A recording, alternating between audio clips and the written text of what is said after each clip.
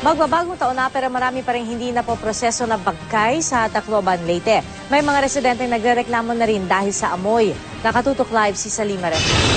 Salima? Pia, matapos nga ang Christmas break ay pinagpatuloy na ng NBI ang disaster victim processing sa mga hindi pa nakikilalang bangkay sa Barangay Suhi dito sa Tacloban City sa Leyte. Kanina 26 na mga labi ang nailibing na sa pansamantalang libingan.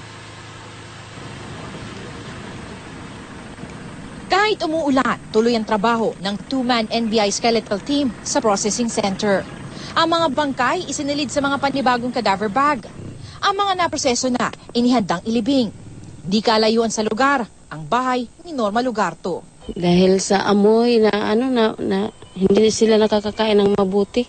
Ginagawa ho namin yung lahat na makakaya namin kahit na Christmas vacation. Talaga yung opisina namin hindi nagpabaya na mawalan ng tao rito. Ito yung temporary mass grave dito nga sa Barangay Suhi sa Tacloban City. Hindi pa ito natatabunan ng lupa. At dahil nga sa tuloy-tuloy na mga pag-uulan, naipon na yung tubig at yung mga bangkay nagsilutangan na.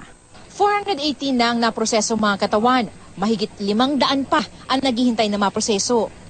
Alas 3 ng hapon ang simula ng loading ng mga bangkay. Maski mga miyembro ng media, tumulong na sa pagbubuhat ng cadaver bags.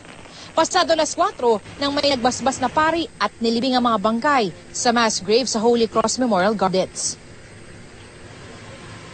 Pia, mahigit 2,400 na nga yung nare-recover ng mga katawan ng lokal na pamahalaan at sa pinakahuling tala, 1,700 pa ang nawawala. Matapos nga ang bagong taon na inaasahang buong puwersa na ng NBI Disaster Victim Identification Unit ang magtutulong-tulong para nga sa mas mabilis sa pagproseso sa mga labi.